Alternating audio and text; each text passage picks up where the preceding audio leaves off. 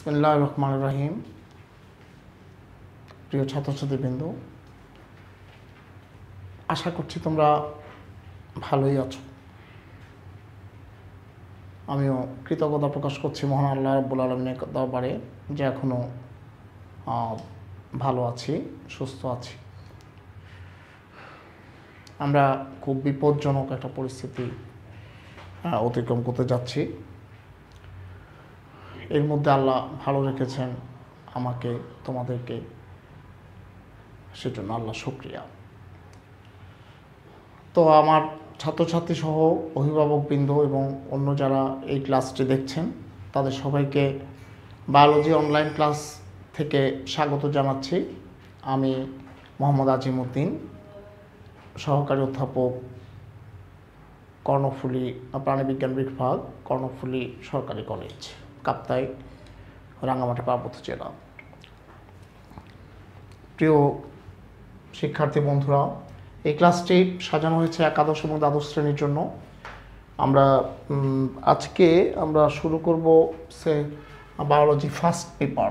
Second পার্টের আমরা chapter 4 আলোচনা করছিলাম এবং সেটি গত ক্লাসে শেষ করেছি।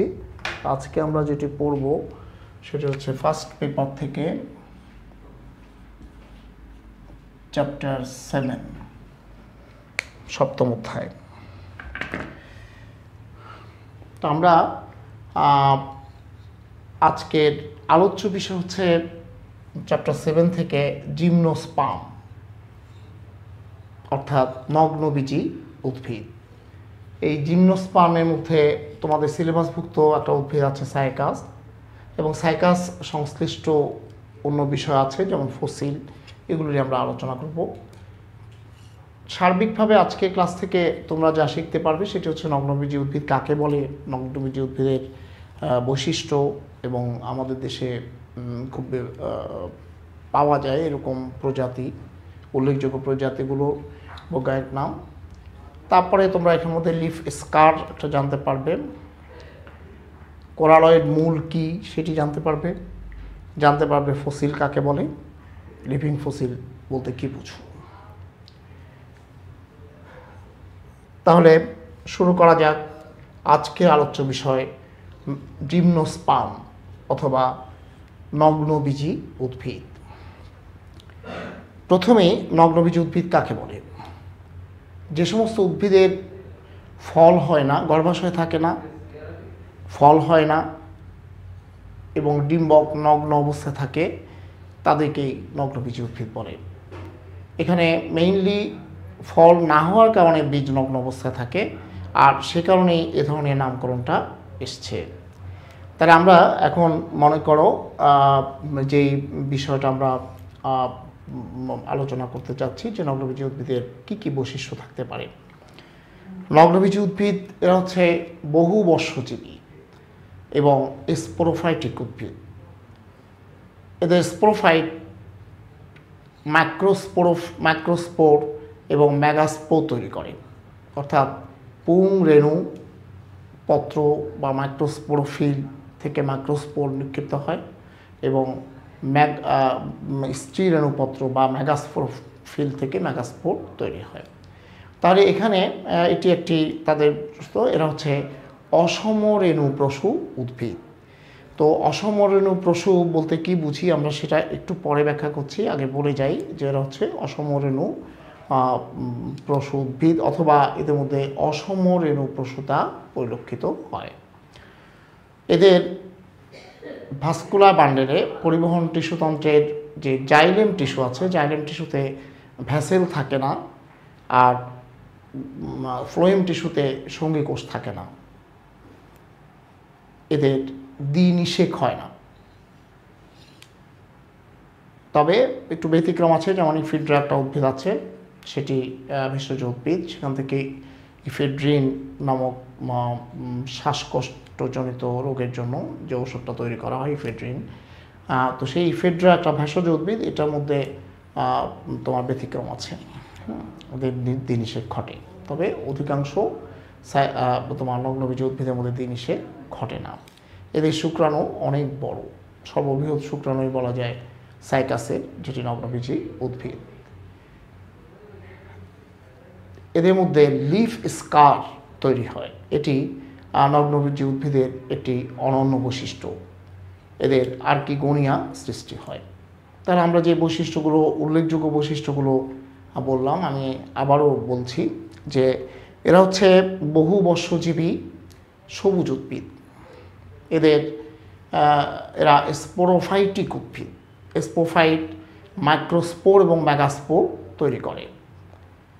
এদের মাইক্রোস্পোরোফিল বা পুং রেণুপত্রগুলো ঘনভাবে সন্নিবেশিত হয়ে স্ট্রোবিলাস বা কোন গঠন করে।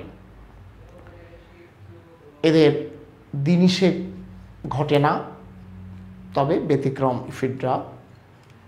আর এদের ক্ষেত্রে আমরা যেটি একটা উল্লেখযোগ্য বৈশিষ্ট্য হচ্ছে লিফ স্কার।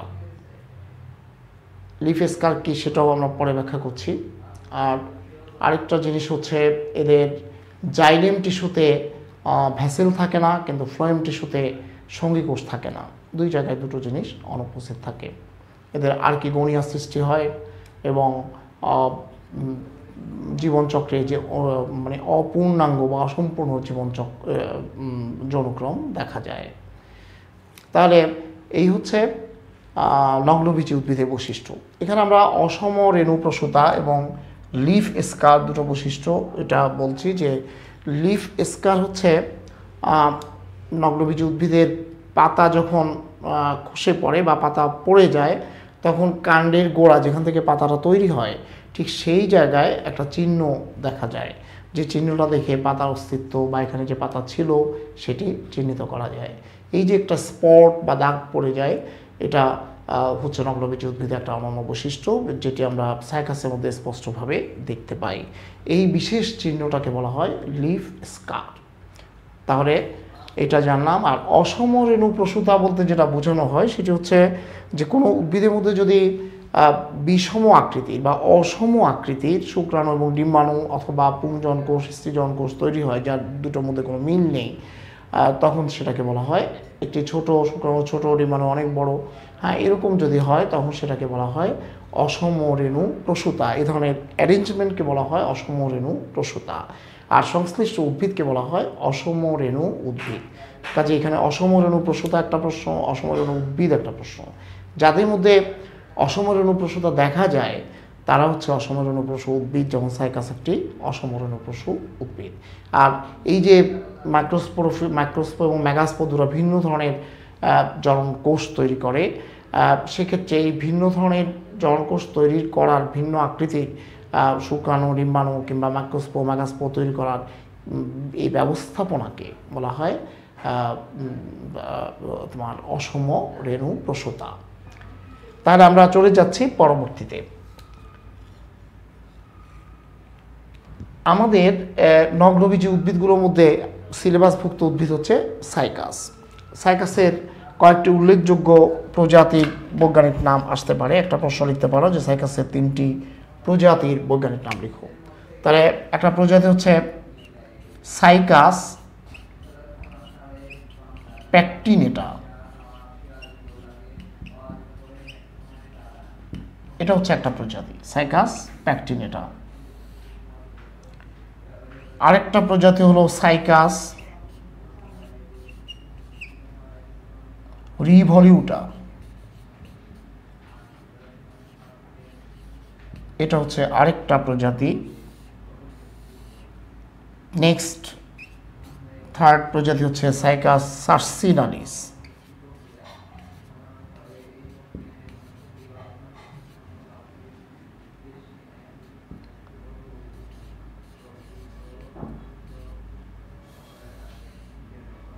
সার্সিনালিস। তাহলে সাইকাস প্রজাতি উপরে লেখো, সাইকাসের 3টি প্রজাতি উপরে লিখো। তারপর লেখো সাইকাস প্যাকটিনালিস, সাইকাস রিভলিউটা, সাইকাস সার্সিনালিস। এগুলো হচ্ছে সাইকাস প্রজাতি যেগুলো বাংলাদেশে পাওয়া যায়। এখন এই সাইকাস উদ্ভিদটা হচ্ছে নগ্নবীজী উদ্ভিদ। তো সাইকাসের আমরা যেটি দেখতে পাবো যে এদের সাইকাস উদ্ভিদের স্পেশাল বৈশিষ্ট্য যদি পাই, ও নগ্নবীজী উদ্ভিদের বৈশিষ্ট্যগুলোর বেশিরভাগই তার মধ্যে আছে।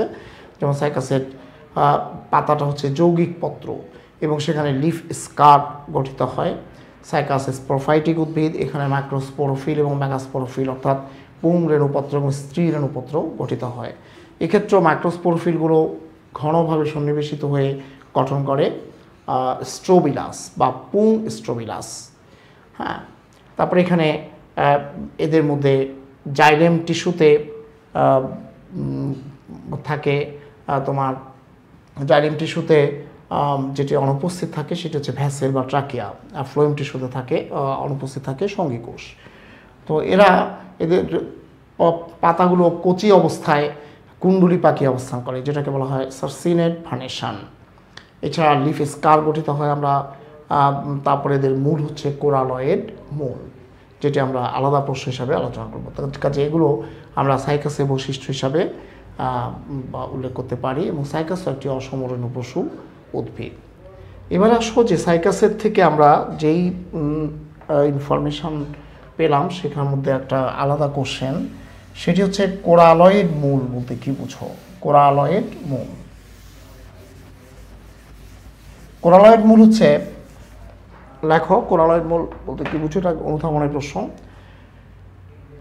সাইকাসের মূলটা হচ্ছে প্রধান মূল এবং এই প্রধান মূলটা স্বল্পস্থায়ী অর্থাৎ বেশি দিন স্থায়িত্ব অর্জন করে না, এটি নষ্ট হয়ে যায়, মাটিতে মিশে যায় এবং সেখানে তৈরি হয় আলাদা ধরনের এক বিশেষ ধরনের মূল এবং যেটি তোমার ব্যাঘ্র শাখাযুক্ত।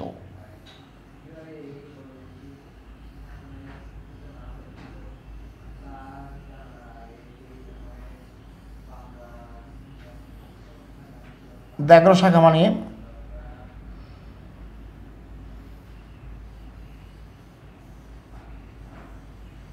দুইবার যখন শাখা বিস্তার করে তখন তাকে বলা হয় ব্যাঘ্র শাখা। যেমন এখানে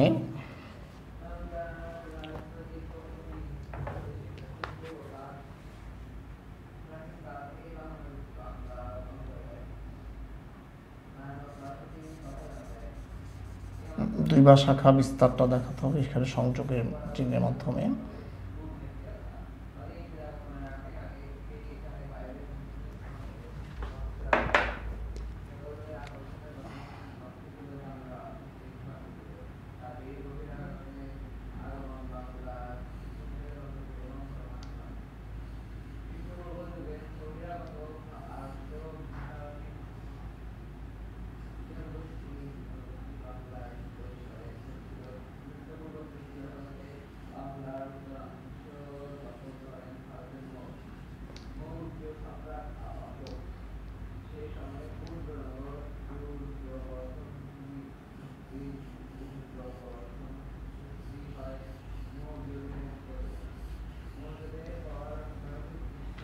এই ধরনের মূল যেটা হয় যে প্রথম অবস্থায় তারা শাখা প্রশাখা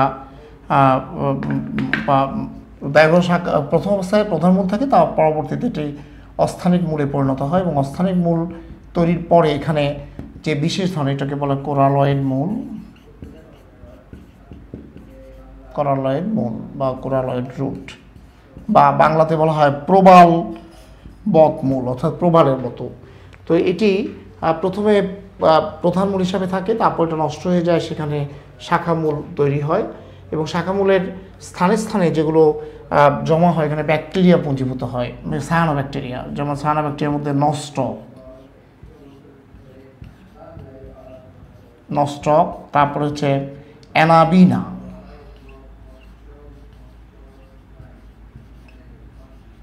নস্টক অ্যানাবিনা ব্যাকটেরিয়া, এগুলো তোমার পুঞ্জীভূত হয়। পুঞ্জীভূত হয়ে আকৃতিগত পরিবর্তন ঘটে, অর্থাৎ যে আকৃতিটা হওয়া উচিত সেই আকৃতিটা থাকে না, তখন এটা বিকৃত একটা আকৃতি গঠন করে যা দেখতে অনেকটা তোমার প্রবালের মতো মনে হয়, তখন এটাকে বলা হয় প্রবালবৎ মূল অথবা কোরালয়েড মূল অথবা টিউবারকেল, কোরালয়েড টিউবারকেল এই ধরনেরও বলা হয়। তাহলে কোরালয়েড মূল হচ্ছে এটি। আবার বলছি যে সাইকাস উদ্ভিদের প্রধান মূল থাকে, তবে এটি খুব স্বল্পস্থায়ী, কিছুদিন পরে এটি নষ্ট হয়ে যায়, মাটিতে মিশে যায়। মিশে যাওয়ার পরে সেখানে ব্যাকটেরিয়া, অ্যানাবিনা, নস্টক ইত্যাদি পুঞ্জীভূত হতে থাকে, ফলে তার আকৃতিটা চেঞ্জ হয়ে যায়, চেঞ্জ হয়ে একটা প্রবালের মতো আকৃতি লাভ করে। তখন এটাকে বলা হয় প্রবালবৎ মূল বা কোরালয়েড মূল, যেটি সাইকাস উদ্ভিদের একটি অনন্য বৈশিষ্ট্য, পাশাপাশি নগ্নবীজী উদ্ভিদেরও বৈশিষ্ট্য। আমরা নেক্সটে আসব যে কোরালয়েড মূল বললাম, ফসিল কাকে বলে বা জীবাশ্ম। জীবাশ্মর সাথে সাথে আবার লিভিং ফসিল বা জীবন্ত জীবাশ্ম। জীবাশ্ম হচ্ছে যে পাললিক শিলাস্তরে সংরক্ষিত কোনো জীবের পূর্ণাঙ্গ দেহ অথবা তার কঙ্কাল অথবা দেহের কোনো অংশ বিশেষ কিংবা কঙ্কালিক গঠনের কোনো অংশ বিশেষ, এমনকি দেহের এমন কোনো ছাপ যদি সুরক্ষিত থাকে যা দেখে প্রাগৈতিহাসিক যুগের কোনো প্রাণীর অস্তিত্বের কথা প্রমাণিত হয়, তাকেই বলা হয় জীবাশ্ম। তার মানে আমরা জীবাশ্ম বলতে একটা ভালো ফসিল বা ভালো জীবাশ্ম বলতে আমরা কঙ্কালিক গঠনকে বুঝি, কঙ্কালকে বুঝি। কঙ্কাল হচ্ছে সবচেয়ে ভালো জীবাশ্ম। তবে সেই কঙ্কালের জায়গায় কঙ্কাল না হয়ে একটা প্রাণী বরফে প্রিজার্ভ হয়ে যেতে পারে, সেটাও হচ্ছে জীবাশ্ম। 2000 বছর আগে, 3000 বছর আগে যদি হিমালয় পর্বতের ভেতরে বরফ গলে যদি একটা লাশ বেরিয়ে আসে, সেটা অনেক বছর আগে হলে সেটাও কিন্তু একটা অনেকটা মমির আকারে, তখন সেটাকেও আমরা জীবাশ্ম বলতে পারবো, ফসিল। আর যদি এমন হয় যে দেহের কোনো অংশ পাওয়া যায়, কোনো অংশ তো পাওয়া যাবে না, কঙ্কালিক গঠনটা পাওয়া যাবে, কিন্তু সেক্ষেত্রে যেটা বলছিলাম যে দেহের কোনো ছাপ যদি পড়ে থাকে, যেমন ধরো ড্রাগন ফ্লাই যেটা আমরা ফড়িং বলি, ফড়িংয়ের 7 ফুট লম্বা ছাপ পাওয়া গেছে, অর্থাৎ সে মারা গেছে কিন্তু তার ডানার ছাপটা এবং ফুল বডির ছাপটা মাটিতে গেঁথে গেছে এবং তার মধ্যে কেউ যায়নি, যে কারণে সেটি কঠিন পাথরে পরিণত হয়েছে, যার থেকে তার এই ছাপটা দেখে বোঝা যাচ্ছে যে ড্রাগন ফ্লাই বা ফড়িং একসময় 7 ফুট লম্বা ছিল। হ্যাঁ, তার এই জীবাশ্মতাত্ত্বিক প্রমাণ থেকে প্রাগৈতিহাসিক যুগের প্রাণী সম্পর্কে সুস্পষ্ট ধারণা পাওয়া যায়। তাহলে এই ধরনের একটা ছাপকেও আমরা জীবাশ্ম হিসাবে গ্রহণ করতে পারি। কিছুদিন আগে ডাইনোসরের ডিম পাওয়া গেছে, তাহলে সেই ডিমটা অবশ্যই একটি জীবাশ্ম।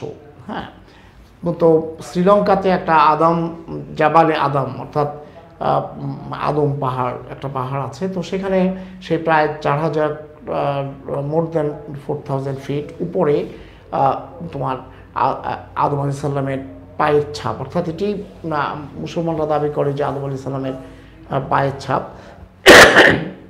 কারণ বিভিন্ন তথ্য থেকে আমরা কিছুটা অনুমান করা যায় যে আদম আলাইহিস সালাম শ্রীলঙ্কান রিজিয়নেই অবতীর্ণ হয়েছিলেন বা এসেছিলেন।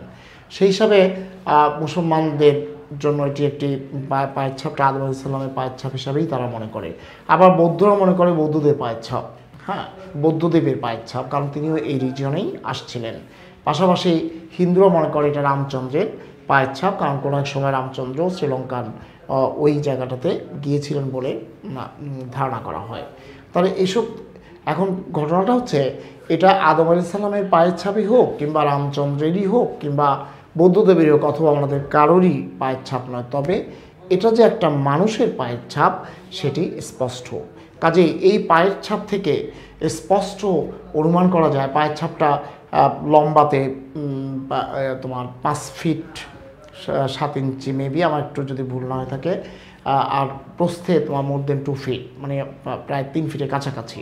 তাহলে সেক্ষেত্রে পায়ের পাতার প্রশস্ত যদি এত হয়, লম্বা যদি 5 ফিটের উপরে হয়, তাহলে সেক্ষেত্রে এটি অনুমান করা যায় যে যার পায়ের ছাপ এত বড় তার পাটা কত বড় এবং তিনি কতটুকু লম্বা ছিলেন। তো আমাদের হিসাব অনুযায়ী আদম আলাইহিস সালাম প্রায় বলা হয় যে প্রায় 70 ফুট সম্ভবত ফিট লম্বা ছিলেন। তো এখন মনে করো সেটার সাথে পায়ের ছাপ থেকে কিন্তু এটি অনুমান করা যায় বা গবেষণার মাধ্যমে যে এটা আসলে এত ফুটই লম্বা ছিলেন হয়তো। তো এটা আদম আলাইহিস সালামের ব্যাপারটা হয়তো মুসলমানদের একটা ব্যাপার, বৌদ্ধদেবের ব্যাপারটা বৌদ্ধদের ব্যাপার, কিন্তু আমরা ধরে নিলাম যে ওনাদের কারোই পায়ের ছাপ নয়, তবে এটি একটা মানুষের পায়ের ছাপ, এতে কোনো সন্দেহ নেই। আর এতেও সন্দেহ নেই যে তখনকার মানুষ অনেক লম্বা ছিল। তাহলে এটা একটা ভালো জীবাশ্ম, যেখান থেকে বহু পূর্বে মানে পৃথিবীর প্রথম মানবের একটা নিদর্শন আমরা পাই। এবারে আমরা আসব লিভিং ফসিল কাকে বলে।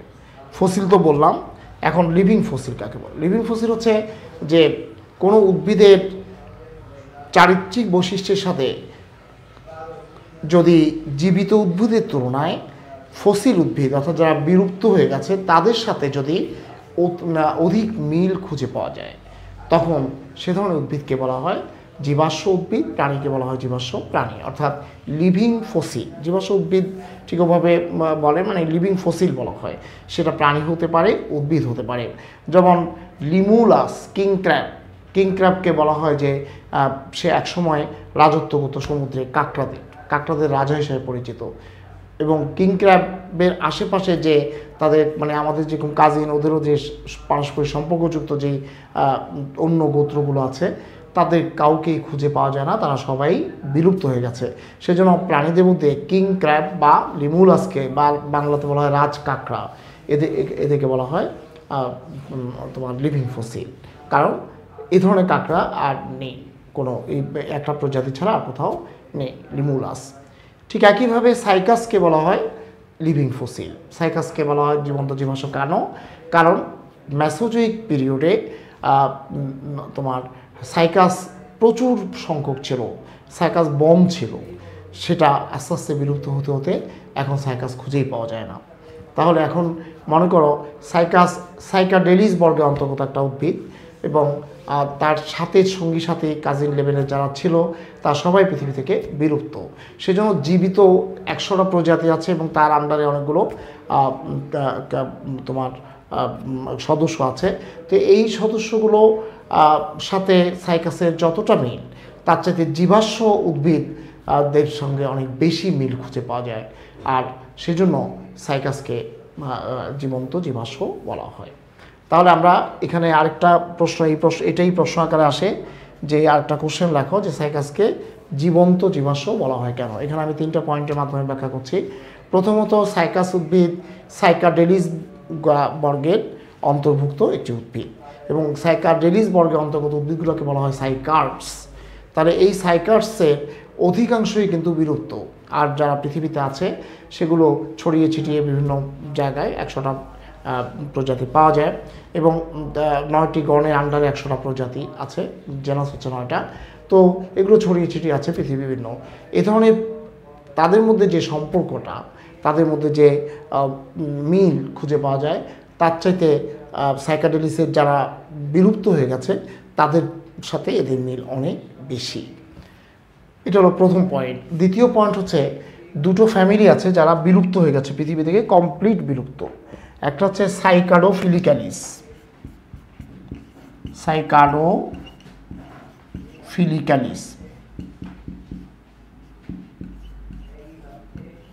এটা একটা বর্গ। আরেকটা বর্গ হচ্ছে বেনিটাইটালিস।